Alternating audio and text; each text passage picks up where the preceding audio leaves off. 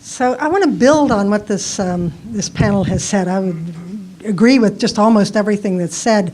I really think we are at a point in sort of the life of the nation where we have the opportunity to see the reality more clearly. When I started working in hospice in 1978, the standard hospice patient was a disaster patient from a major cancer treating hospital who had never seen an effective dose of morphine. People were coming in with just terrible, terrible pain. And we really have improved that. That isn't the standard patient now. That's not the standard person. That's not what most of us are going to experience. Most of us are going to experience long-term frailty, long-term reduction in our capabilities, reduction in our ability to climb the steps, to take care of ourselves. The average duration of disability now for people who survive to 65 is 3 years. Self-care disability for 3 years, requiring someone else's help every day. We have never built a care system around that. So I'm not sure what palliative care across settings means for that population. What I want is good, reliable, trustworthy care that the community is proud of for that population. And that's the population that's going to more than double in the next 15 years. So whatever we think we're treating now, you have to realize we're going to have twice as many people in this population. So the population has shifted. It's no longer a predictable course. You know, we built hospice on the idea that you could tell when he's dying now. Well, 2 or 3 weeks ahead of death now, most people are in their usual state of miserable health. And there's no reason to know they're dying this month as opposed to last month or next month. It's sort of waiting for the great-grandchild to visit and transmit a virus. You know, and it's a roulette. Now, for 1,000 people, I can give you a good Kaplan-Meier curve. But for this particular person, I can't tell if they're going to get their virus this week or in 3 months. We have to build systems of care that are not principled on the promise to die on time or on diagnosis or setting of care. People are going to go across settings and they're going to have uncertain courses. So where do we start? I think we don't start with advanced care planning and we don't start with hospitals. We start with long-term services and supports. It's not about how people die, it's how they live in the shadow of death. It's how we're going to manage to support people so that they can count on having food and housing, that their caregivers are not driven to desperation. And yes, of course, there's a huge medical component, and there's a huge medical and therapy treatment component that makes it possible for people to live well. But that's not the first thing. The first thing is, can you eat tonight? The first thing is, can you stay clean? And the first thing then in medical care is, how can we mesh with those services? That's a very different framing, and I think if we could adopt it, we have a chance of threading the needle. We have a chance of finding a way in which we can manage to support the very large number of people who are going to be old and frail together and who will have, in the cleverness of our public planning, a generation just behind them that do not have retirement security and are very small. So very few boomers have 4 daughters who all went to nursing school and live within a block. You know, most of us have very few children and they live far away and they don't have themselves retirement security. So they can't take off work to take care of mother. So we need public solutions and we need them fast. And it seems that palliative care across settings has to mean competent, reliable, trustworthy care for this population. And we're going to have to do it right and do it right quickly. So I think we have to define the populations by their characteristics, not by their utilization, not by their promise to die soon. We have to set the scope of reform very thoughtfully. It has to involve financing. It has to involve political plausibility, as well as having the service delivery system fixed. We have to build in the monitoring and management that actually allows the system to function as a system. You know, right now we've got the medical care side funded as an entitlement and the social services side funded as a charity. And bringing those together around any one patient or population of patients is very tricky because we end up medicalizing all sorts of things. And we have to pay attention to the culture change. We don't have stories of how to live well when 94 and unable to brush your own teeth. You know, what is it that's meaningful then? How do you bring in the chaplaincy issues, bring in the spirituality issues, bring in simply breaking down the isolation. We have to rediscover neighborliness, things like that. So I think that what is politically plausible at the present time is something we've been calling Medicaring. There's an article over on the table to pick up if you want to read more about it. But I think the key pieces are you really have to see the population. That's the first thing. Sort of a where's Waldo sort of thing. You know, who is it in your population that is getting into this part of their lives? You have to build comprehensive care plans that are actually practical and implementable. And then you have to see the gap between that care plan and what would really be ideal because your community doesn't offer the services you need. I was just in a community that has a 1-year wait on Meals on Wheels. Good luck with that, you know. I mean, I can get a $100,000 drug with a swipe of my pen, but I can't get a supper, you know, or respite care for a caregiver. We have to, I think, have it managed by communities, by geographic communities. We have to figure out how we're going to allow every little Springfield to know whether they're getting better or worse, to know the figures Joan was just putting out there on how many people have a bad pressure ulcer before they die, to know how many people are going bankrupt, how many families are being driven apart. The things we measure now are so utterly irrelevant to this population. Beyond pain and pressure ulcers, we have almost nothing we measure. You know, I want to know what the risk is if I grow old and die in Washington, D.C. Is the city getting better or worse in bankrupting my family on the way? Is the city getting better or worse in reducing my utilization of hospitals and nursing homes and keeping people at home? We don't measure those things. We need to harvest the savings on the medical care side and divert it into social services. It isn't enough to just do what Baylor's doing so well in reducing the overutilization on medical care. We're going to have to find a way to capture that and put it into the management and the social services. So we think we could probably do something out of the ACO kind of model or even the Medicare Advantage model, as long as the community owns the opportunity to transfer the funds into the areas needed. But of course, then one thing that Ira and I think Joan also raised is we have to stop papering over the problems. The social service agencies, the doctors, and so forth are all so darn good at telling people that they got the best that they could get, at helping them through with a problem, helping cover over a problem. I'm calling on everybody now to raise hell, to raise the anger level, complain to your QIO, tell your congressman, tell your senator. We have to turn up the heat on this set of problems, or there's no political will. Where is the political will? Is it pharma going to fund this revolution? Is it the big managed care companies? Is it the for-profit hospices? You know, look around. Where's the political will? It's going to have to be that the caregivers revolt. And for that, they're going to have to realize that they're getting a really bum deal. So, thank you. So you've heard it from the real leaders, right, in palliative care country. So as I heard it, and Joanne summed it up very well, you know, we can improve outcomes, but you can't even recover your costs when you improve the outcomes. And even if you could recover your costs, you need to divert that savings into social services. We have too many burdensome transitions, and public perception of quality is actually going down, as I read what you were saying, Joan. Creative disruption, system redesign, Myra and Sean said that. Of course, then Joanne gave some suggestions, as did Ira, about where to go.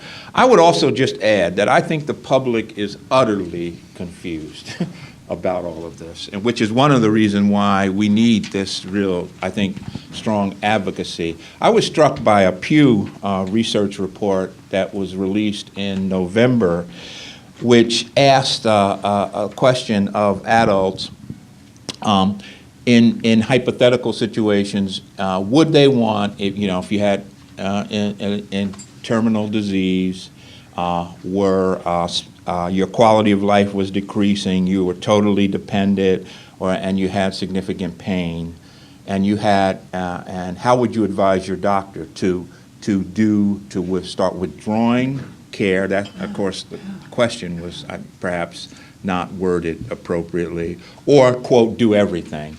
And you might be surprised, actually, that the percentage of the adults has actually increased since 1990 who say, I want my doctor to do everything. Interesting to me. We talked about faith communities. In that same survey, it brings home the point that faith communities are not homogeneous in terms of perspectives on this. Basically, mainline Protestant communities tend to take a much more liberal perspective on this in terms of being comfortable with withdrawing therapies, whereas evangelical Protestant communities and Latino and African American religious communities actually tend to be much more conservative and more endorsing of notions of, quote, do everything, without, I think, really real understanding of what that really means. So back to Ira's point and Sean's point and Joanne's point. So we've got a lot of work to do in terms of, I think, public engagement around this issue. So with that said, we have some time for discussion. Anyone want to raise questions about that, or does the panel have a question for each other? Rich, I just want to make a comment that you made about faith communities, because one of our mantras in our healthcare system is that sooner or later, human mortality is not a medical problem to be solved; it's a spiritual problem to be faced. And the challenge is how you get a medical staff steeped in the sciences, not trained in medical school, as Ira has pointed out, how to open up what I call God talk. As a physician, we try to teach our docs, you have to open the conversation, you don't have to close it. That's where the pastoral care staff comes in. Again, it's a key part to getting good patient and family-centered care at the end of life, but there's zero reimbursement for it. You're supposed to find the reimbursement somewhere else.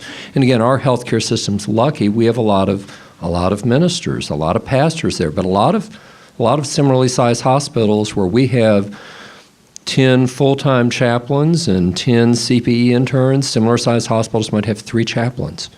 So that's really got to change if we're going to improve real treatment in care at the end of life. The other comment I'd make is, we're in the buckle of the Bible Belt with a lot of very Dallas and Fort Worth, a lot of very kind of fundamentalist, let's just say not liberal Protestant, liberal Jewish, liberal Catholic points of view on this.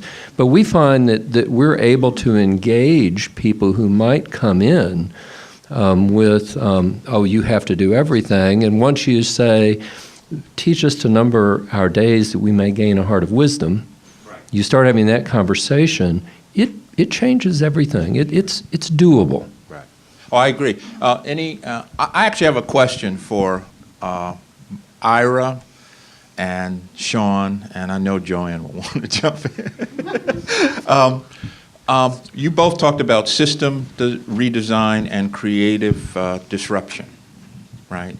And so can you talk about what that would mean specifically with respect to reducing the kinds of fragmentation and making possible more a continuous relationship between providers and patients? Because it's been said, empathy trumps culture. That's true, but it has to be a authentic empathy that really, I think, comes from relationships, not a superficial kind of thing. So I'll try to do this quickly. And some of the things that I mentioned, I think, are creative disruption, not licensing physicians who cannot demonstrate at least basic attitude, knowledge, and skills in this required, not specialty level, but absolutely requiring medical schools to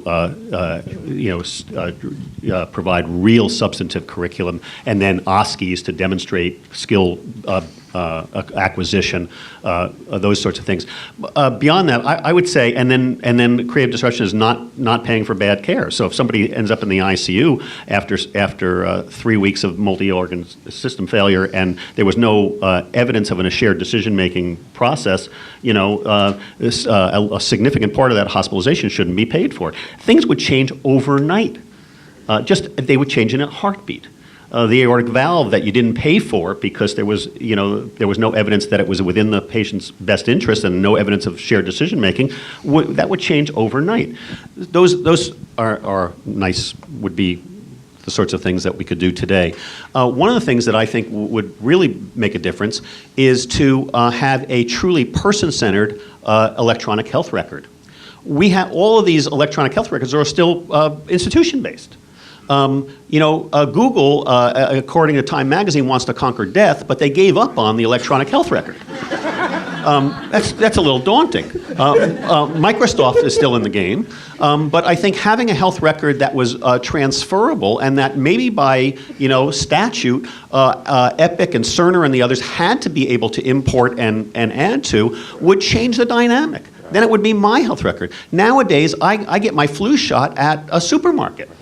I can't import it into my health record.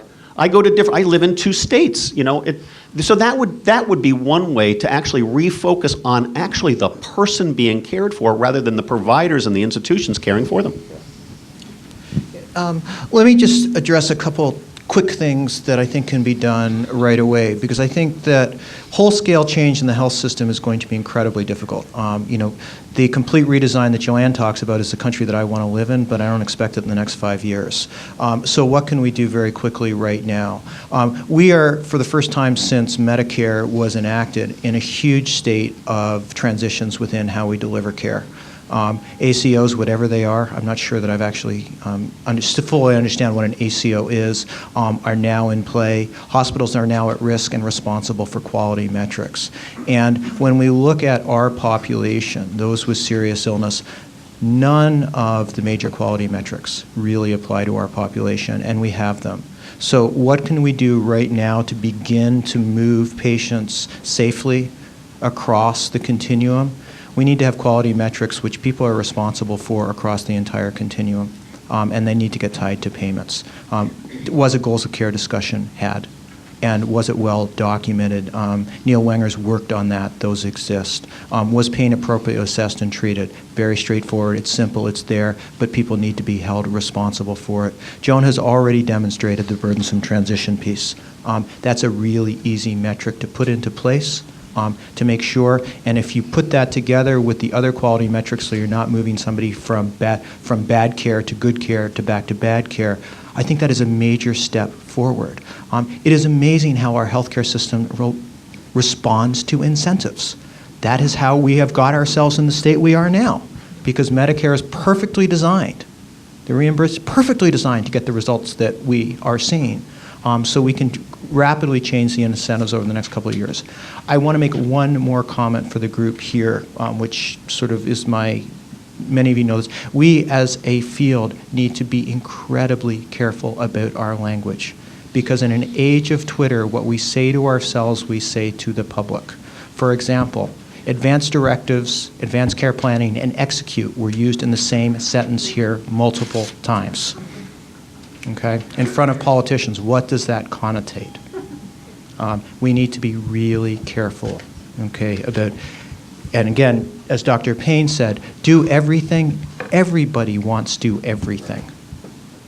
We need to be very clear and redefine that as to what do everything means and talk about what the goals are and what states are rather than the treatments that we're providing. I understand I'm off screen if I'm over there, so I'll come over here. There's some very simple things we could even just start talking about and change the whole dialogue. In Scandinavian countries, you can't discharge a patient from the hospital without the outpatient social services coordinator agreeing with the plan of care. Let's think about the power shift that implies. That's what's important, is the power shift. I think we shouldn't pay for the second hospitalization within 6 months of a person with serious chronic illness if there wasn't an advanced care plan settled at the first hospitalization. It isn't a matter of simple bounce backs, it's a matter that you screwed up. And you shouldn't get paid for fouling it up. I think we should include activities of daily living on claims. for Medicare patients. We should know whether people are able to take care of themselves. It's the most important single element, and it isn't present except in MDS and OASIS, which gives us a spotty kind of record. But I think the real fundamentals, I mean, those would wake people up. And we probably, if we brainstormed here, could come up with 20 such things. But I think the fundamental is that we really must allow innovation at a very local level. We're going to need some communities to stick their necks out and do it right. And we're going to have to free up a whole lot of regulations and a whole lot of payment streams in order for those small geographic areas to show us how to do it. And that requires an awful lot of will on the part of the leadership, probably CMMI, probably ACL, probably other places, that would just free up people who are eager to do this sort of thing. We're now coaching 10 communities that are trying to make it work under either ACO or managed care kinds of arrangements. It's very, very difficult to make it work in a world in which you can't enroll somebody in PACE until the second month after they're out of the hospital, in which you can't use therapies directly without a 3-day hospital stay. The kinds of things that we've straitjacketed ourselves into really make innovation hard. So I think we need to deliberately allow substantial innovation. Otherwise, we are going to learn to walk away like we did in the 60s. When I started working in nursing homes in 1978, I walked into a nursing home just about a mile from here, in which there was a room about this size with 6 women in it, all of whom had had a devastating dominant hemisphere stroke and had their good hand tied to the bed rail and the contralateral hip through to the bone. And we did that over and over and over again, and we all turned our eyes. And we don't do that anymore, but all we'd have to do to get back there is to continue to cut long-term services funding and not systematically be watching. So I think we've got to, in our own defense, this is the minority group to which we all aspire, the opportunity to grow old and die with frailty. It's not somebody else's problem, it's ours.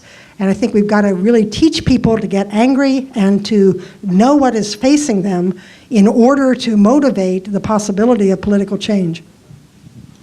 Thank you. Who you are, please. All right, I'm Susan Miller from Brown University, and I've spent most of my career, or all of my research career, studying nursing home care and end-of-life care in the nursing home and quality of care, so I want to discuss that.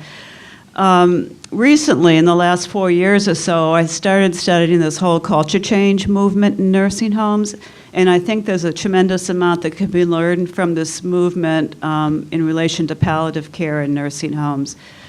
We recently did a study where we interviewed administrators at resource-poor nursing homes. These are nursing homes that care for mostly Medicaid residents. And what we found is that they're implementing a lot of these person-centered care practices that are advocated through this culture change movement, but they still don't know what palliative care is. And the way the movement has happened with nursing home culture change, there is support from CMS, there's support from surveyors. There are state coalitions that provide information and training to nursing homes to how to make a home more home-like, how to implement resident-centered practices. And there's big support from the national nursing home organizations. It was just amazing to us how much we heard about this support. There's nothing comparable for palliative care. The only resource they could mention about learning about palliative care was hospice.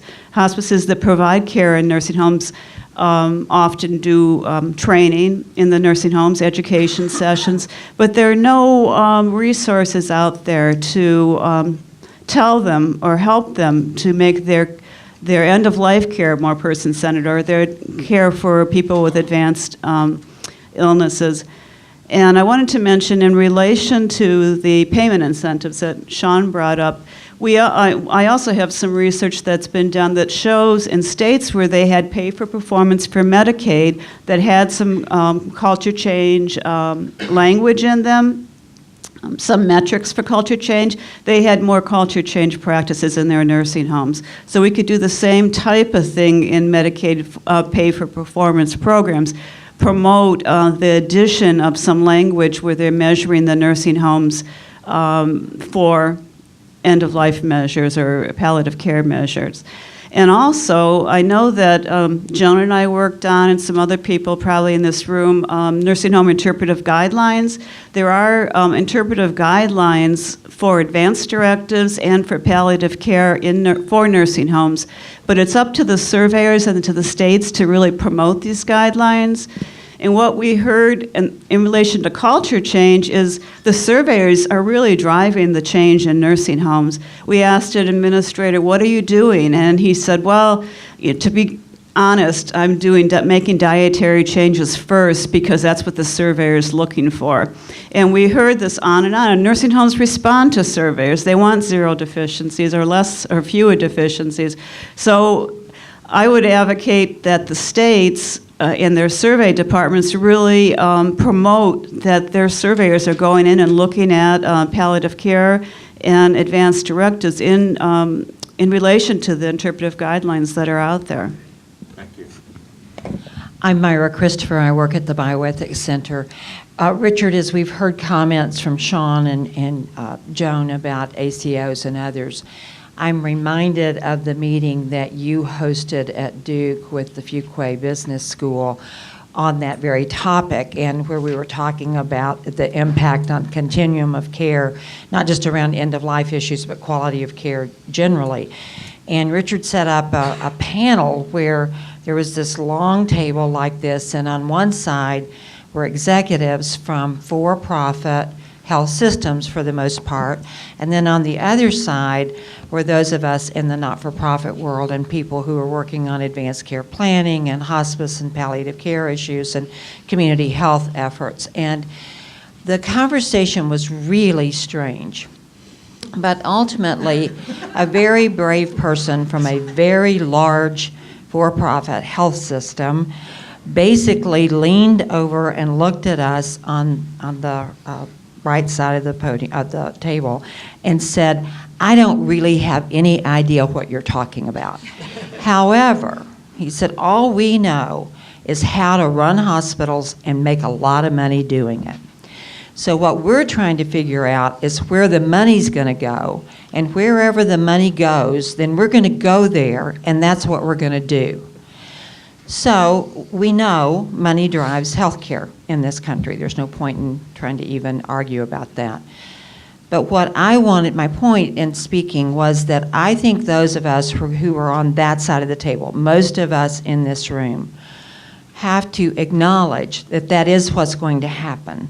And we really have to commit to, instead of pointing fingers at them, we have to commit to teaching them how to do what they need to do, and our government has to pay them to do that. I don't care how much money they make, but I care a lot about the quality of care they deliver.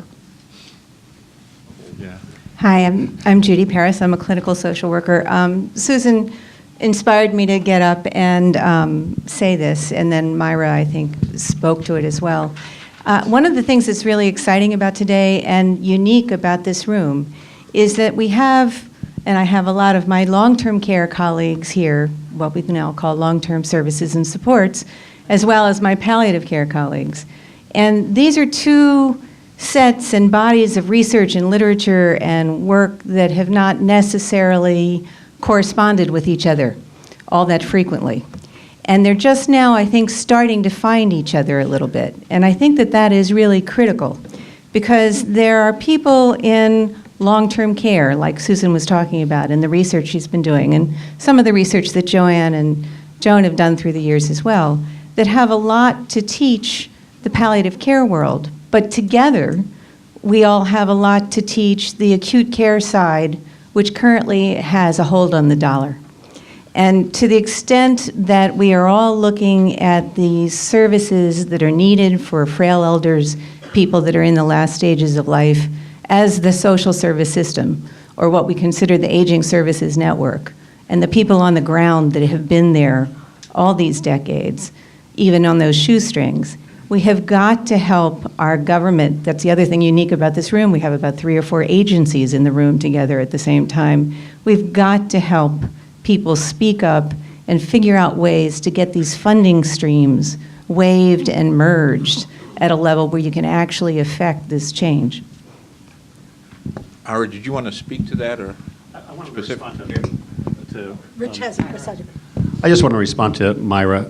I don't think it's about the money primarily, and I think that people in the business of healthcare delivery, including those who own hospitals, are not bad people. They're good people, and they're caring people, and their intentions are good.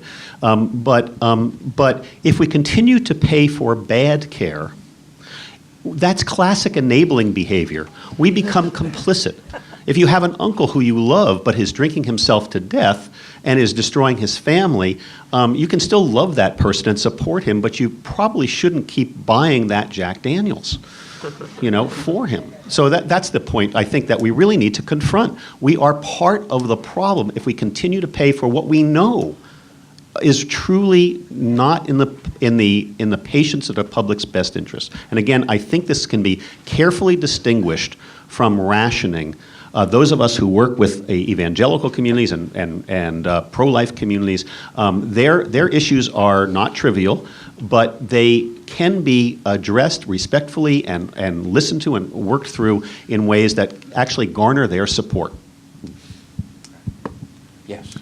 Hi, I'm Betsy Gornett from Sutter Health, and I would just like to introduce a concept that we've become more and more acquainted with, and it's a fundamental piece that the structure and process is missing, and that's the competency for health literacy, and being able to, as clinicians, be aware of the patient's health literacy level and be able to communicate in written form and verbally with that patient on those in that fashion.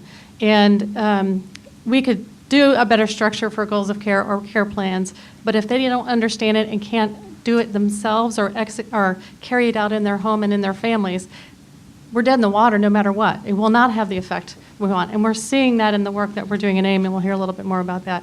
But as all of our training and all our disciplines, it is a non-topic in any of those areas. So.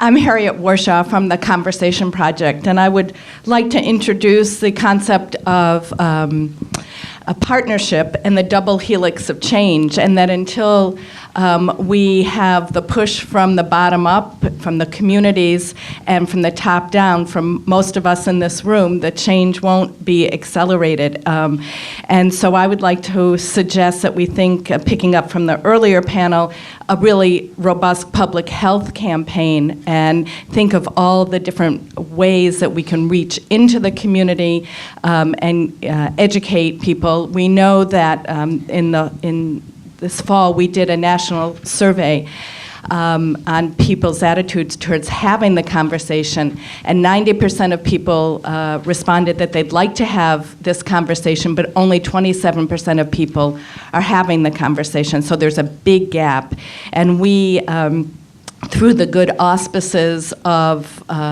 Women Against Alzheimer's and the Joffrey Bean Foundation, right now have 5 mega posters up about the conversation at Logan Airport.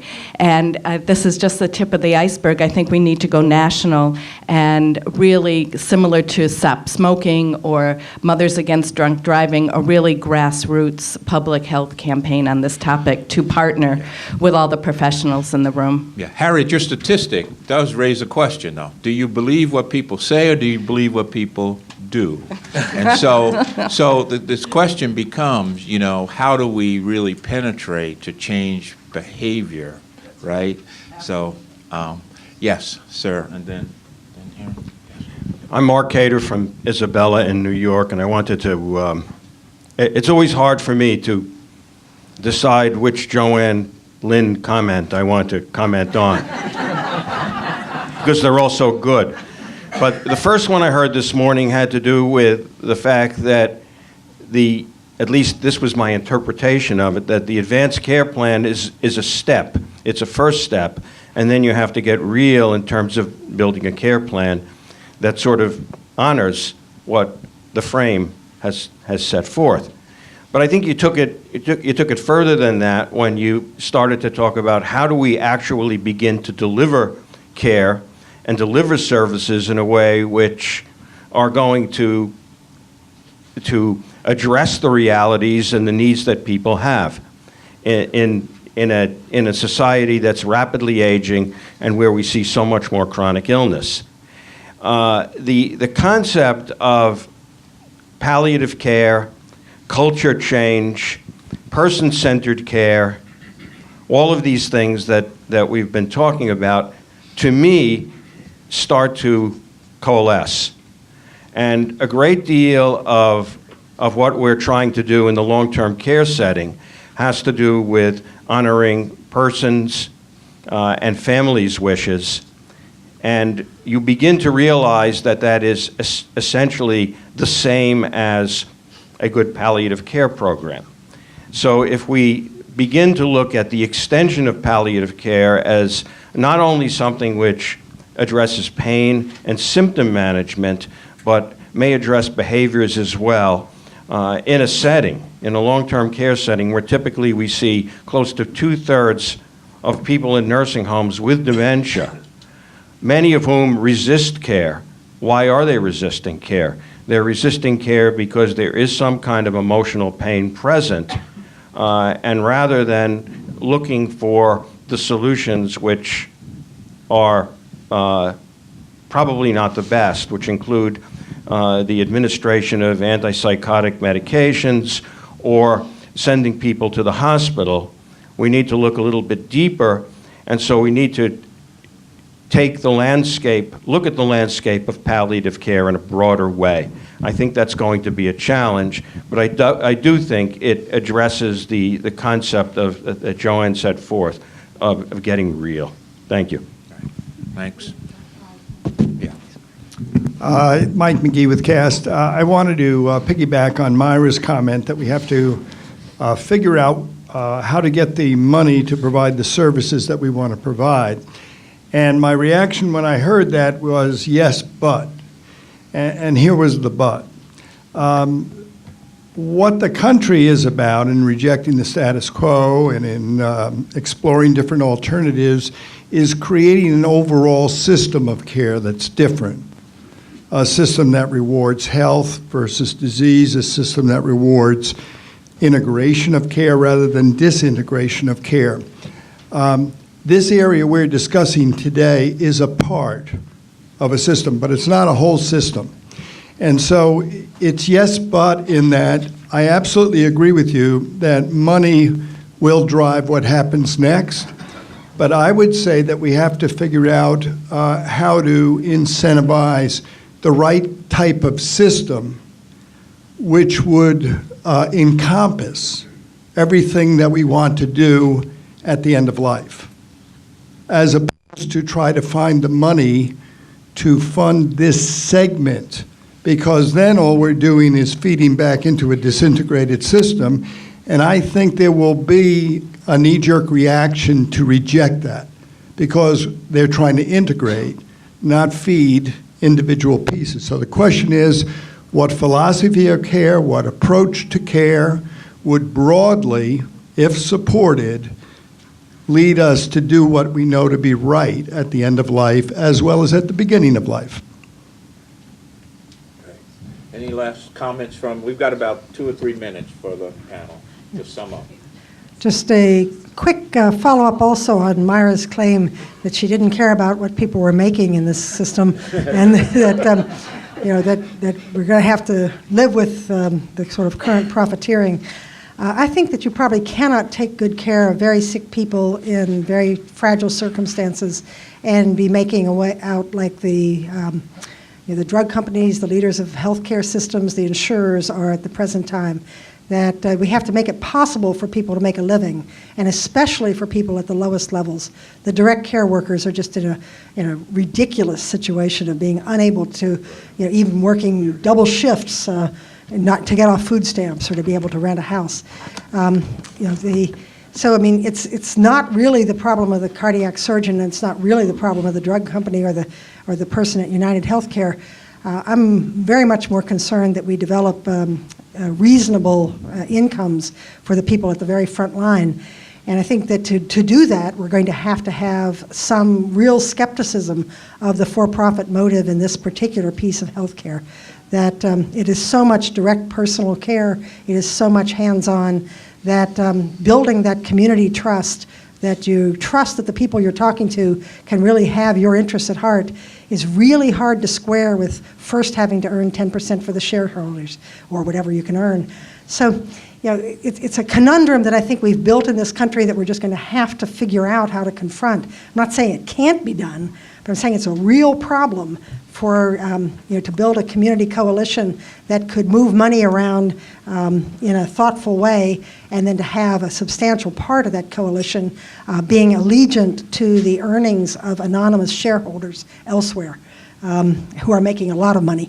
So I think holding the resources within the community may be a piece of the solution. I'm not sure how to get to that, but I think it's and I also think that you can't just get it to the right place by having financial incentives. You have to start building heroes out of the family caregivers. I wait for the kindergartner to bring home their little drawings of who are the heroes in my community, and it always has the policeman and the school crossing guard and the fireman. I want it to have the family caregiver there.